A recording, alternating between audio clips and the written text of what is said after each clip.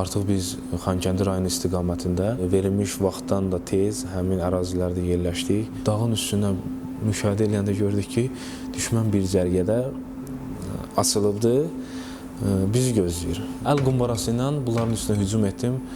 Bunlar hərəsi bir yerə dağıldı. Mənim başlarını itirmişdilər ki, buradan mərmi yağır, buradan əl qumbarası. Xüsusi Hərbi Qüvvələrin ehtiyatda olan hərbi qulluqçusu Həsənov Ağahüseyn Nəsimoğlu. Astara rayonu Ərçivan qəsəbəsində anadan olmuşam.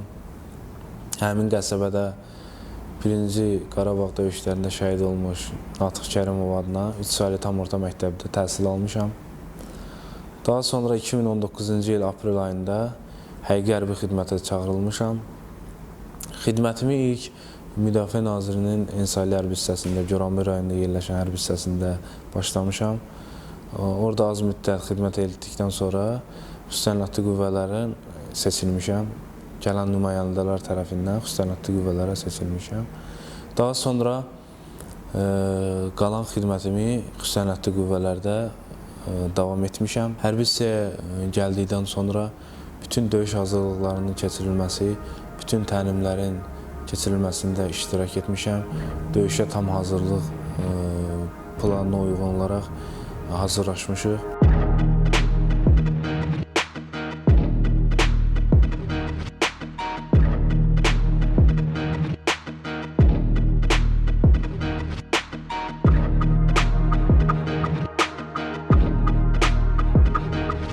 Bir il 5 ay, 1 il 6 ay müddətində biz Xüsusi Hərbi Qüvvələrdə hazırlaşdıq. Daha sonra 2020-ci ildə Vətən müharibəsi başladı. Vətən müharibəsinə də Xüsusi Hərbi Qüvvələrin tərkibində döyüşə qatılmışam. Döyüşə snayper vəzifəsində qatılmışam. Bizim də hərbi hissədə snayper dəstəkləri, təlimləri olurdu. Onları təşkil edən, bizə dərs keçən Gizir Fərəzov familidir. Həqiqətən də o insanın bizim üzərimizdə əməyi böyükdür. Ümumiyyətlə, Xüsusi Hərbi Qüvvələrdə snayper dəstəklərinin bizə öyrədilməsində Gizir Fərəzovun həqiqətən də böyük əməyi var.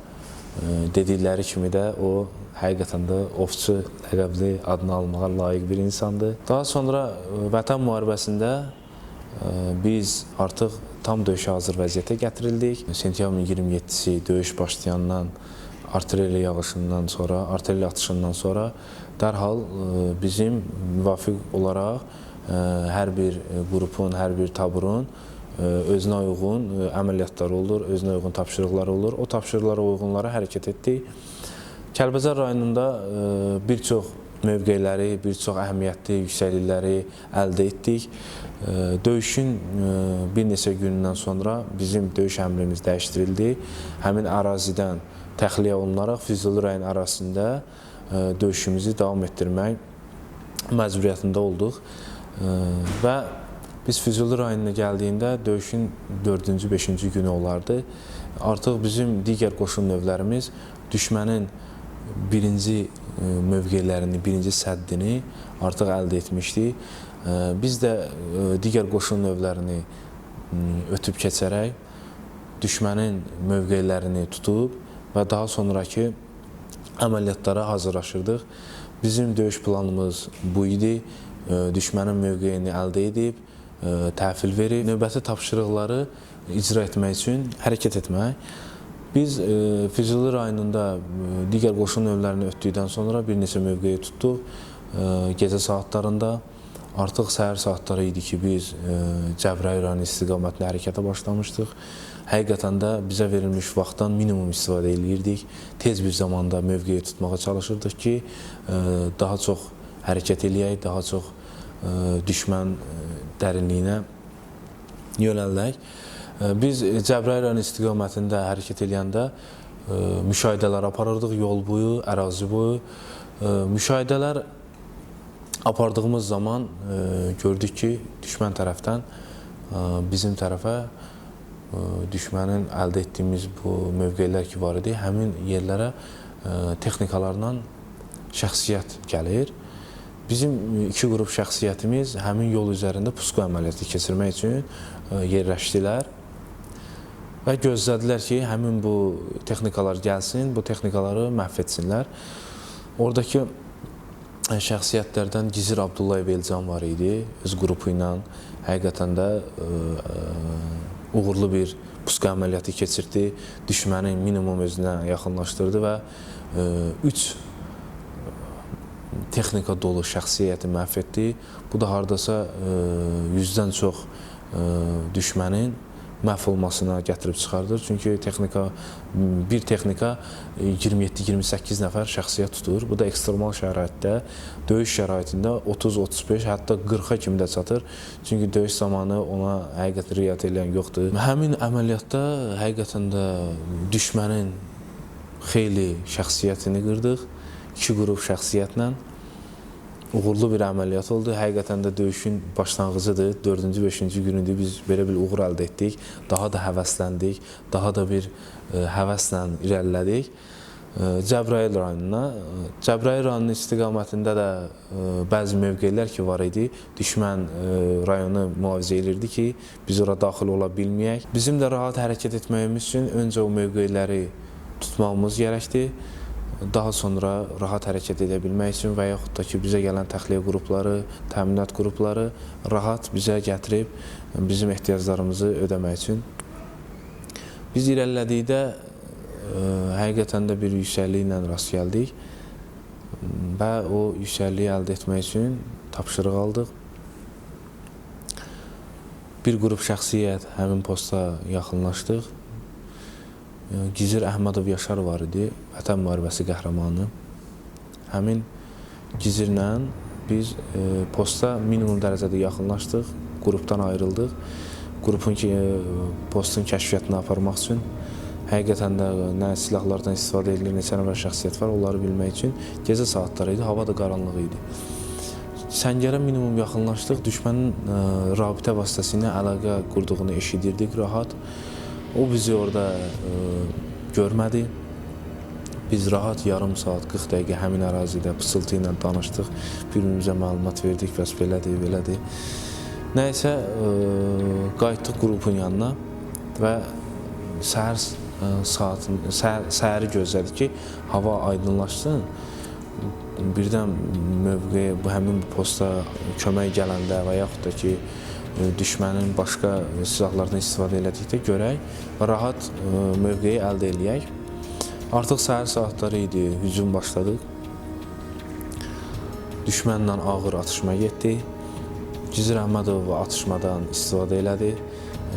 Düşmənin başını qatışmağından istifadə elədi. Əl qumbarası ilə mövqeyin sağ tərəfindən manevr eləyərək düşmənin postuna hücum etdi. Əl qumbarası ilə. Gizir Əhmədov əl qumbarası atdıqdan sonra mövqedən atış kəsildi. Mövqedəki bütün şəxsiyyət məhv olmuşdu. 2 nəfər yaralı qalmışdı. Onları da daha sonra məhv elədik. Həmin mövqeyi əldə eləyəndən sonra yaralılarımızı, şəhidlərimizi həmin ərazidən düşdürdük yolun qırağına ki, təxliyə qrupları rahat onları götürüb apara bilsinlər.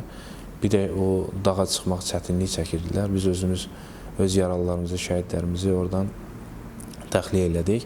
Füzuli rayonu istiqamətinə irəlilədik. Füzuli rayonu istiqamətində də dağ silsiləsi var idi, kiçik dağ silsiləsi. Rayon həmin yüksəkliyə çıxanda rayon əməlli başlı gözünün qabağında görsənirdi. Həmin ərazidə düşmənin hansı istiqamətə getdiyini rahat görürdük texnikalarla. Bir neçə gün o rayonun müşahidəsini apardıq. Daha sonra hücum əmri aldıq. Həmin rayonda yaralılarımız oldu, şəhidlərimiz oldu və 2 günlük mübarizədən sonra Füzuli rayonunun azad olunmasında bizim şəxsi heyət gözəl bir döyüş göstərdi. Füzuli rayonunu azad etdik. Bizim digər qoşun növlərinə təhvil verdik. Növbəti tapşırığa hərəkət elədik. Daha sonra bir kənd var idi. Əhəmiyyətli bir kənd idi. Dağlıq ərazidə yerləşirdi. Xocavənd rayonunun kəndi idi. Həmin əraziyə gəldik, yerləşdik. Yolu da yaxşı idi, asfalt yolu idi. Yəni düşmənin hər an buradan texnikalarla gəlməsi gözlənilirdi. Biz öncədən öz texnikalara görə texnikaları məhv etmək üçün bütün silahlarımızı səfərbər elədik. Ondan sonra qruplar şəklində həmin kəndə girdik və ayrıldıq. Düşmən gələn istiqamətlərdə, mövqelərdə ayrıldıq qruplarla ki, fəaliyyət göstərə bilək. İrəlilədikcə düşmənin 2-3 şəxsiyyətini gördük yolun üstündə. Pusqu qurmaq istədik. Lakin atış açmadıq ki, onlardan arxaya olan bütün şəxsiyyətlər gələ bilsin. Atışma olanda onlar gəlmirdilər, elə görürdülər atışmadır. Arxadakı şəxsiyyət qayıdıb gedirdi. Biz gözlədik, səbirli olduq, rahat bir yerdə, əlverişli bir şəraitdə pusqu qurduq. Gözlədik ki, arxada olan şəxsiyyət də gəlsin, çatsın bir yerə. Bir saat yarım onlar da yerləşmişdik, gəldilər, çatdılar. Bir yerdə söhbətlər aparırdılar. Yəqin onlar xəbəri yox idi ki, biz buradayıq, lakin onlar fikrində var idi ki, onlar bura gələ bilərlər, artıq Füzuli rayonu işğaldan azad olunub, növbəti kənd bura ola bilər. Prosta gecikmişdilər onlar, sadəcə gecikmişdilər, artıq biz orada kənddə yerləşmişdik. Onlar, mən əl-qol işarətlərindən görürdüm ki, onlar bölüşürdülər ki, yəni yarı şəxsiyyət burada gözləsin. İlk atışı mən icra etdim düşmənə. İlk atışdan sonra düşmən məhv oldu və onlar həqiqətən də nə edəcəyini bilmədilər. Hara gəldi atış atırdılar, hara gəldi mərmi atırdılar.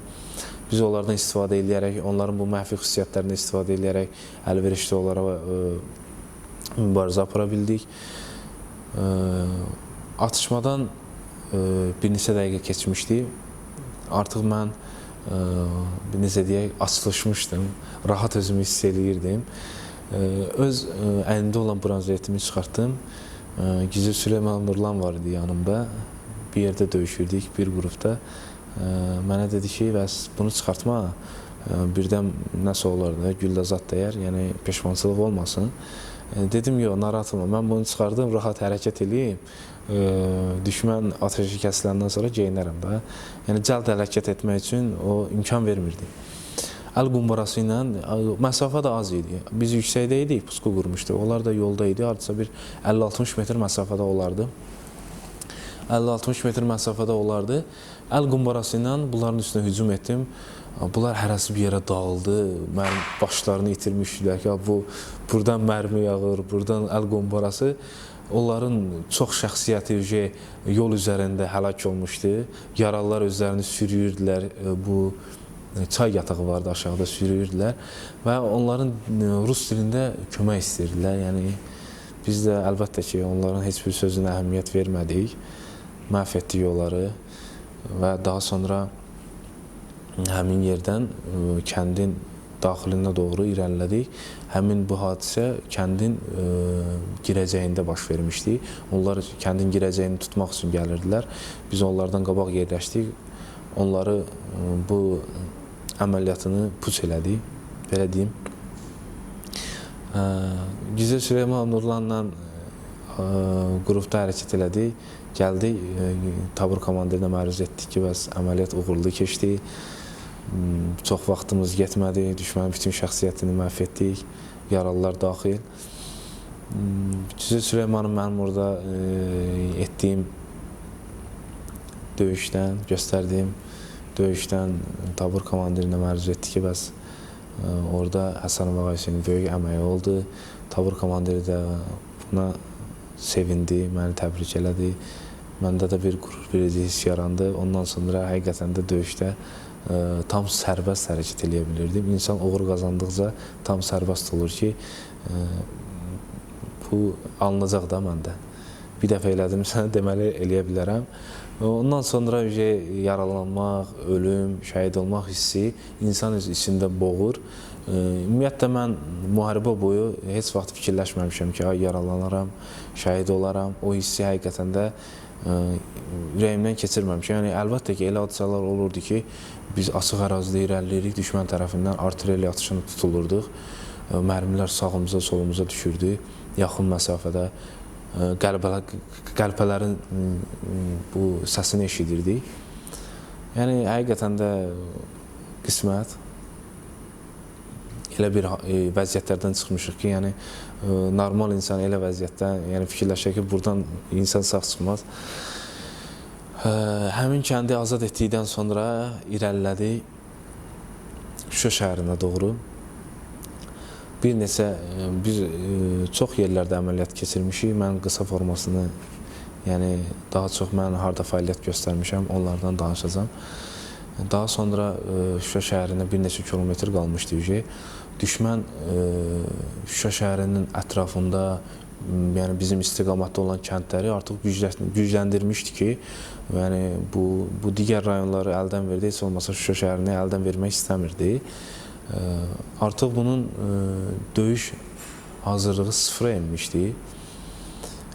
Hərbi qulluqçuları da az qalmışdı. Məcbur bunlar digər hərbi qurumlardan istifadə edirdi.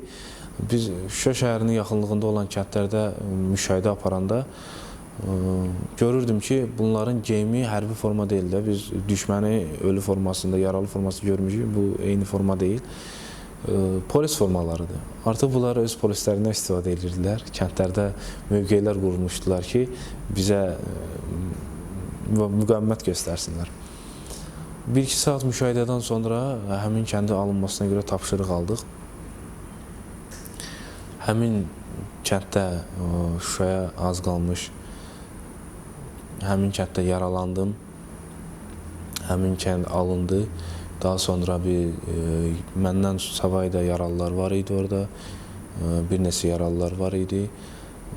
Onun sabahsı gün biz təxliyə olunduq. Və daha sonra müalicələrimi aldım.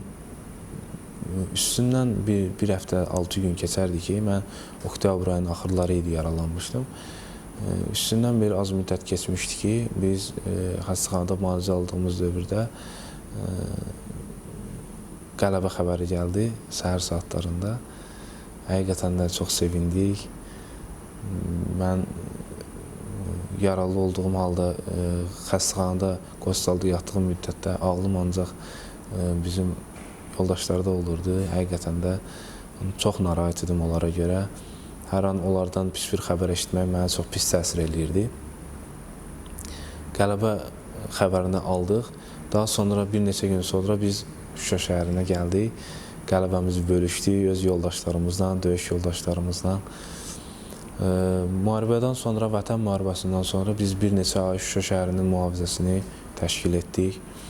Çünki hələ qoşunlar yerləşməmişdi, müharibədən təzə çıxmışdı. Bir neçə aydan sonra biz artıq Şuşa şəhərini digər qoşun növlərinə təhvil verdik. Öz hərbi hissəmizə, daimi dislokasiya məntəqəmizə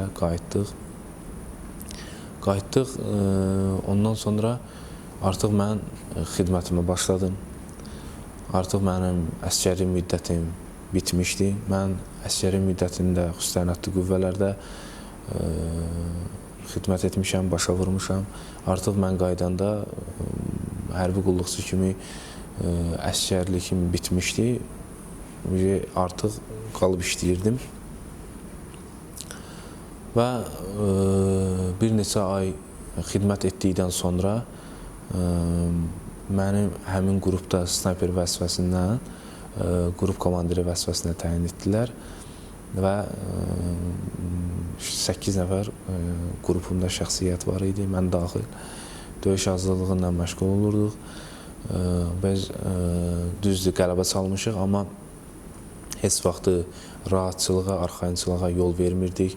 Daim döyüş hazırlığı ilə məşğul olurduq, dəstəkliklərlə məşğul olurduq. Yeni gələn şəxsiyyəti bundan sonraki fəaliyyətlərə hazırlayırdı.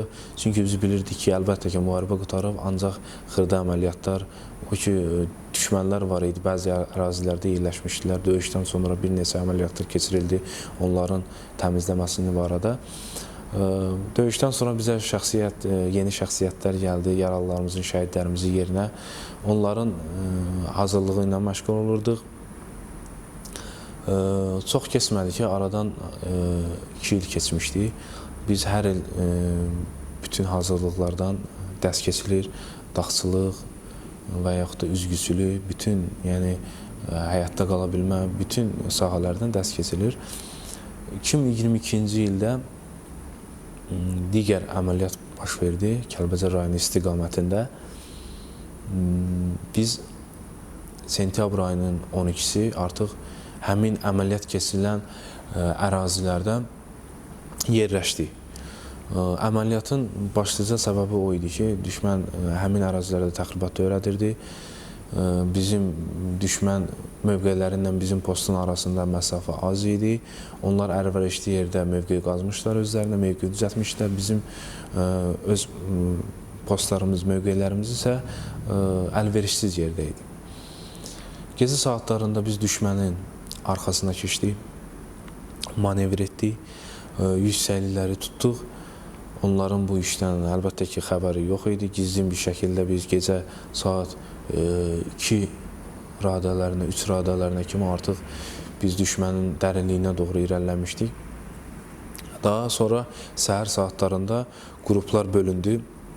Hansı ki, bizim düşmən postlarımızla öz postlarımızın arasında olan məsafələr var idi ki, həmin düşmənlər orada yerləşmişdi. Biz sadəcə yüksəklikləri tutmuşduq ki, düşmənə gələn köməkdən, düşmənə gələn hər hansısa bir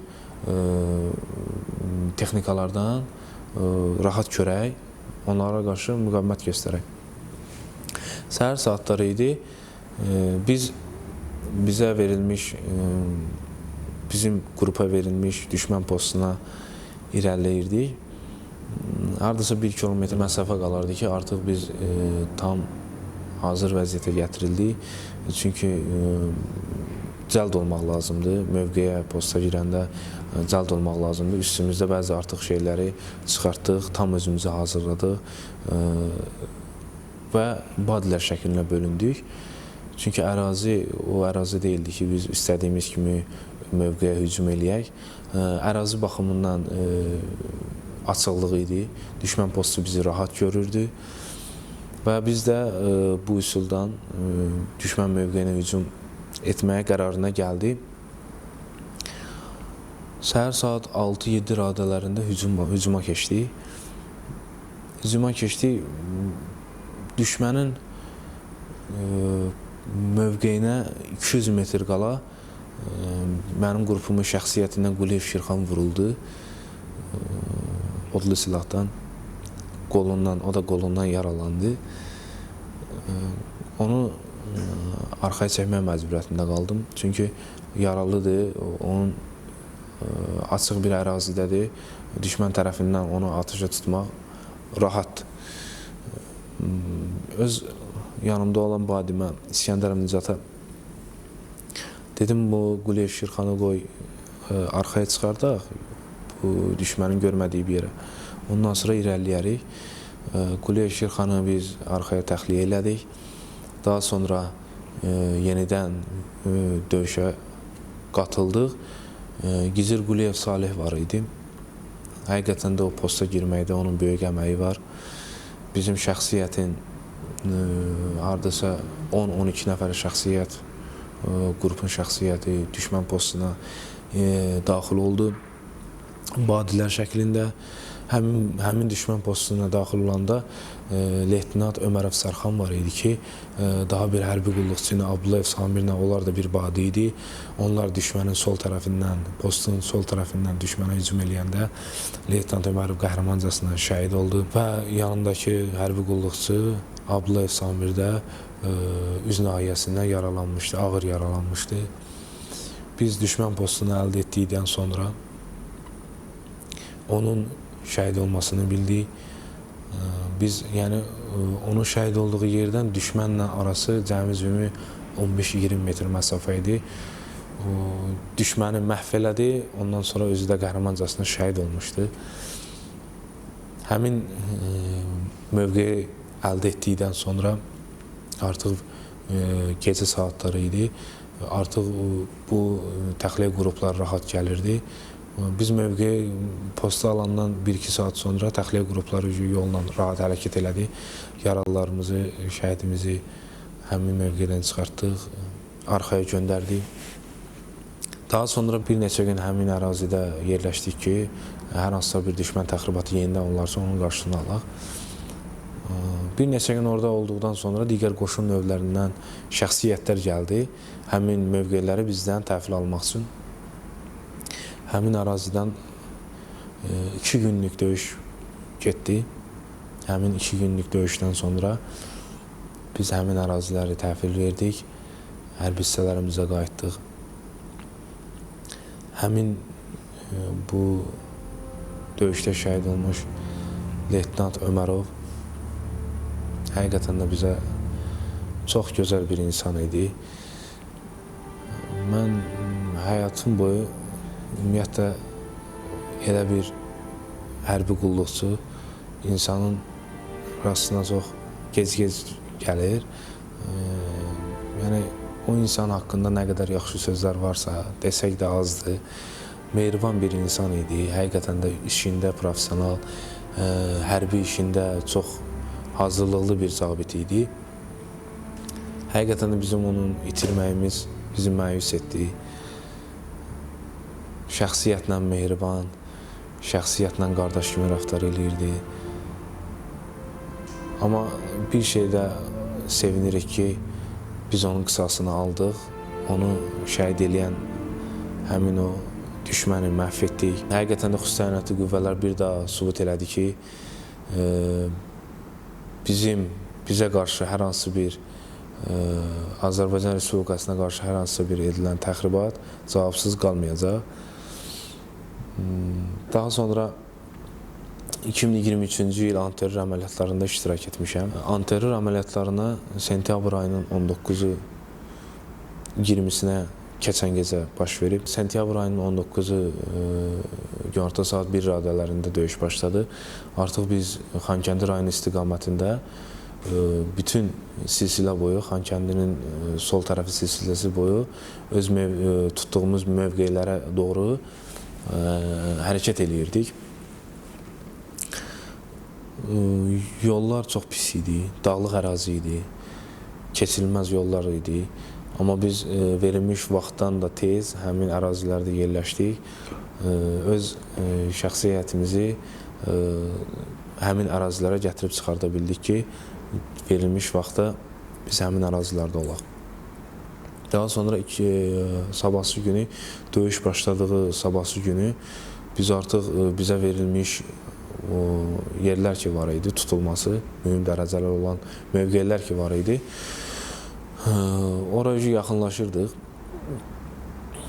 Hər bir taburdan öncü çıxır, ön dozor çıxır, şəxsiyyətin 50 metr məsafədə irəliləyir ki, hər hansısa bir düşmən puskusu və yaxud düşmən təxribatı olanda ilk müdaxilə olunsun və bütün şəxsiyyətin həmin əraziyə girməsin, rahat bir şəkildə döyüş aparılsın və ilk nəsədə olanda əlaqə qursunlar ki, bəs düşmən filan yerdə ərazidə yerləşib.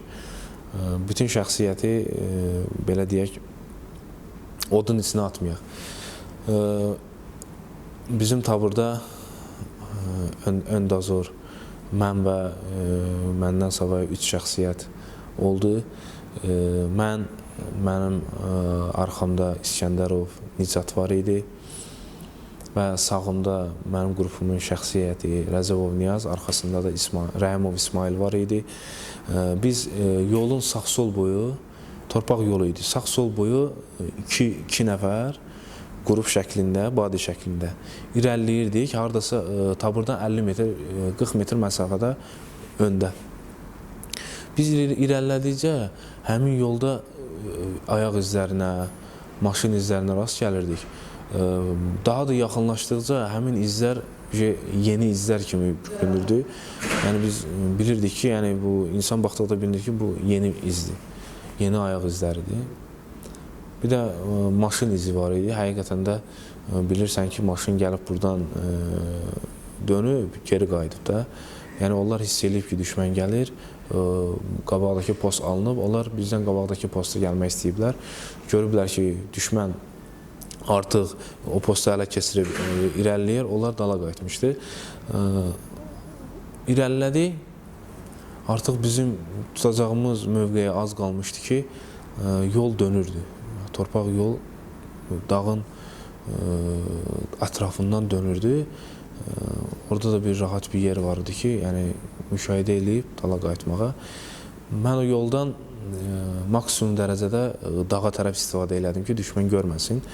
İrəlilədik, dağın üstünə müşahidə eləyəndə gördük ki, düşmən bir cərgədə açılıbdı, bizi gözləyir. Yəni, xəbərdardır ki, artıq bizim qoşunlar Xankəndi rayonunun ətrafında yerləşiblər. Bunların mövqeyini ələ keçirmək üçün hazırlaşırlar. Məruzə etdim ki, bəs düşmən buradadır, məsafə 50-60 metr olar. Bəs nə edək? İrəliyək və yaxud da ki, komanda gözləyirik. Komanda gəldi ki, bəs atışmanı ilk siz icra eləyin. Daha sonra bizim şəxsiyyət dağ boyu sol tərəfə açılıb, həmin postu ələ keçirməliyik. Atışmanı ilk mən açdım düşmənə qarşı. Həmin ərazidən də cəld bir şəkildə torpaq yola çıxdım, atışmanı icra etdim. Özümü çəkdim ki, düşmən tərəfindən atılan atış məni tutmasın. Bölümdəki şəxsiyyətə də bəs tapşırıq verdim ki, mən atdıqdan sonra siz də atışmağa başlayın. Düşmənin yaxınlığındayıq, buranı ələ keçirməliyik. Bir neçə dəqiqə atışmadan sonra bizim şəxsiyyət artıq mənim solumdan dağ boyu açılmışdı. Düşmənlə mübarizə aparırdıq. Bizim hər bir qrupa düşmənin cəmləşmiş şəxsiyyətini, mövqeyini və yaxud da ki, texnikasını məhv etmək üçün bir döyüş silahı verilir. Həmin döyüş silahından bir dəfə istifadə etdikdən sonra onu atırlar da, tullayırlar ki, yəni bir dəfəlik üçündür. İçində bir mərmi var, atdın, yararsız hala düşür. Həmin mərmini götürüb istifadə elədim. Bölümdə mənim şəxsiyyətimdən var idi. Bəs dedim ki, bəs mən bunu atanda siz atış icra edin, düşmənin başını qatın ki, atışla mən bunu rahat bir şəkildə düşmən postuna atım. Ofşum, həqiqətən də çətin bir an idi, məsuliyyətli bir iş idi. Komanda verdim ki, atışı açın, saxlamayın, mən bəs bu mərmini düşmən postuna atım. Bull Spike-dir, həmin silahın adı Bull Spike-dir. Mən yola çıxdım, torpaq yola. Orada 3-4 saniyə vaxtım var ki, bu silahı atasan, qayıdasan. Yəni, yumandın, düşmən mərmisi sənə dəyəcək. Yola çıxdım, mərmini hazır vəziyyətə gətirdim, sonra çıxdım. Bu mərmini düşmənə atdım. Bir saniyə sonra onun atmağından elə bil ki, atdım, özümdə qəribə bir his keçirdim. Gözüm qaraldı, özüm də bilmədim ki, həqiqətən də mənə nə oldu, hiss eləmədim. Amma bildim ki, mənə həqiqətən də nəsə oldu da, nəsə olub da mən, amma tam dəqiq bilmirəm. Mən bunu atdım, qırağa çəkildim ki, bu mərmini qabına atın, bu spike'ın qabına atın. Qolum sallandı, sağ qolum dərimdən sallandı. Yəni, sümük sınmışdı. Sonradan bildim ki, mən bunu atanda güllə dəydi mənə. Mən bunu atmağımla güllənin mənə dəyməyi saniyə söhbəti oldu. Həqiqətən də mən həmin vaxtı hiss eləmədim. Sonradan insana həmin mərmi və yaxud da qəlbə dəyəndə biraz lori dildə desək isti olur, hiss olunmur. Daha sonra sol qolumla köməkləşdim, sağ qolumu tutdum. Yoldan çıxdım ki, dəyməsin də mənə daha mərmizad tutmasın məni. Çəkdim, oturdum, o oturmaq oldu ki, mən daha tərpənə bilmədim. Ağrı gəldi mənə, baxdım ki, həqiqətən də qolumdan qan axır. Yanımdakı şəxsiyyət məlumatı oldu ki, mən yaralandım. Bəs santraka çağırdılar. Abdullayev Əlirza vardı. Həqiqətən də o insan yaralılara tez vaxtında gəlib çatırdı, kömək eləyirdi, öz işində məsuliyyətli idi. Gəldi, dedim, Əlirza, yaralanmışam qolumdan. Bəs mümkün qədər qolumu tərpətmək pis ağrıyır da. Sümüyüm sınıb. Hiss edirəm də, yəni sümük sınıb. Sümük sınandan sonra mərmi çıxan istiqamətdə qolumun arxasında, bazu nahiyəsində dərini cırıb sümük çıxıb çölə. Güllə çıxanda sümük də çıxardıb dəridən çölə və qolumu qarnımın üstünə qoydum da tərpədə bilmədim. Hissiyyat yoxa çıxdı. Dedi, narahat olma, elə eləyəcəm ki, yəni incitməyəcəm də, rahat ol. Dedim, yəni məncə problem yoxdur, mən ağrını özümdə boğuram, nə lazımdır elə. Mənim döyüş formamı, qolumu, sağ qol tərəfimə kəsdi, ilk tibbi yardım göstərdi. Sarğı qoydu, jüqut bağlandı qan itkisinə görə. Əynimin üstündə olan bütün kaska, branşet ki var idi, sumka ki var idi, onları çıxartdılar ki, rahat nəfəs ala bilim. İnsan yaralandıqda nəfəs almaqda çətinləşir. Yəni, insan özünü psixoloji olaraq hazırlamalıdır ki, özünü şoka salmasın. İnsan həmin yaralanmadan bəlkə ölməz. İnsan o qədər fikirləşir, ay mən yaralandım, ölərəm zat. Elə fikirdən insan şoka düşür, həyatını itirir. Yəni bu rast gəlinən bir şeydir. Mən özümü tam hazırladım. Yəni dedim qolumdur, qolundan heç nə olası deyil, ölməyəcəm. Yəni tam rahat. Amma həqiqətən də ağrılar çox olurdu. Hər 2 saatdan iynələr vurulurdu ağrımı kəsmək üçün. Artıq sülh verilmişdi. Mən saat 8 radələri olardı, sentyabrın 20-si yaralandım. Mən yaralandıqdan sonra bizim şəxsiyyət həmin mövqeyi ələ keçirdi. 1 saatdan sonra sülh verildi və sülh verilməyinə baxmayaraq, amma hələ də təxliyə gələ bilmirdi. Çünki həm yol cəhətdən yol pis idi, həm də ki, bəzi düşmən qrupları var idi, ərazidə yerləşmişdilər. Onlar sülh-sad, onlar elə şey, yəni gözləmirlər. Çünki təxliyə qrupu ki, gəlir, onları atəş etdirirlər. Saat 7-8 radələri olardı, axşam. Artıq təxliyə qrupları gəldi. Amma mənim yaralandığım ki, yer var idi, həmin yerə, həmin texnikalar gələ bilmirdi. Yolsuzluq idi. Və məcbur məni həmin texnikaya kimi xərəng vasitəsindən apardılar. Ağa bax, ağa.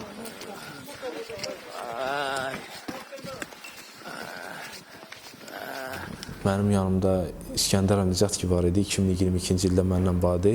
Mən yaralandıqdan sonra atışmada onu da yaraladılar. Onu da qolundan güllə yaralanması aldı. Biz ikimiz saat 9-a kimi orada 8-9 radələrinə kimi yaralı qaldıq ikimizdən. Bir-birimizə təsəlli verə-verə. Daha sonra bizim digər hərbi hissənin təxliyə qruplarında şəxsiyyətlər gəldi. Onların üstündə gələn Əli Hüseyin ki var idi, hərbi qulluqçu. Bizə çox kömək oldu həqiqətən də. Bizi maksimum incitmədən təxliyə etdi xərəkdən. Və gəldik, həmin texnikalara kimi gəldik. Bəs həmin digər hərbi hissənin qruplarından şəxsiyyətlər var idi. Mənə deyirdilər ki, bəs sən səhər-səhəri bizlə görüşdün, getdin, bəs nə oldu? Biz gözləmirdik, sən yaralanmışsan, bəs bizə dedilər, bəs Həsənov ağa Hüseyin yaralanıb. Biz gözləmirdik, həqiqətən də sən yaralanmışsan, sən dedim, bəs belə də. Yəni, açıq döyüş idi, yaralanmamaq qaçılmazdı. Çünki döyüşdə belə bir şey var ki, olmalıdır. Yəni, risk eləməlisən ki, düşmən postunu almağa görə. Yaralandım, gəldim, həmin texnikalarla Şuşa şəhərinə məni gətirdilər. Şuşa şəhərində ilk tibbi yardım məntəqələri açılmışdı, yaralıları ilk tibbi yardım göstərmək üçün. Axşam idi, saat 8-9 idi ki, mən gəldim, çatdım ora. Məni gətirdilər, həkimlər gəldi, bəs məni həmin texnikadan təxliyə edirdilər, həmin texnikadan götürüb tibb məntəqəsinə qoymaq istəyirlər. Dedim, xahiş edirəm, yəni mən özümdəyəm, narahat olmayın. Yəni mən baxmayaraq ki, yaralanmışam, qan itirmişəm, huşum başımdadır. Xahiş edirəm, bir dənə mənim qolumu tərpətməyin, çünki qol tərpəndikdə sümüklər iti vəziyyətdədir, mənim sinir sistemimi, damarları kəsib doğraya bilərdi. Dedim, ehtiyatla sağ qolumdan yaralanmışam, başqa heç yerimdən yaralanmamışam, narahat olmayın. Onlar məni ehtiyatla həmin yerə gətirdilər, qoydular. Başladılar mənim qan axmamı kəsməyə, ilk növbədə çox qan itirmişdim, sistem köçürtdülər. Bir neçə həkim sol tərəfdə mənə sistem köçürəndə suallar verirdilər, başımı qatırdılar. Digər həkimlər isə mənim bu sağ qolumdan sümük çıxmışdı dəridən, onu yerinə qoymaq istəyirdilər. Mənə dedilər, sağ qolu boş bıraq. Mənim də qolum çiyinlə hərəkət edirdi, çiyinlə aşağı hərəkət eləmirdi. Dedi, qolu boş bıraq, narahat olma, biz tutmuşuq. Bəs səbirli ol, hər şey yaxşı olacaq. Danışdılar, mən də fikrim yayındı digər həkimlərə.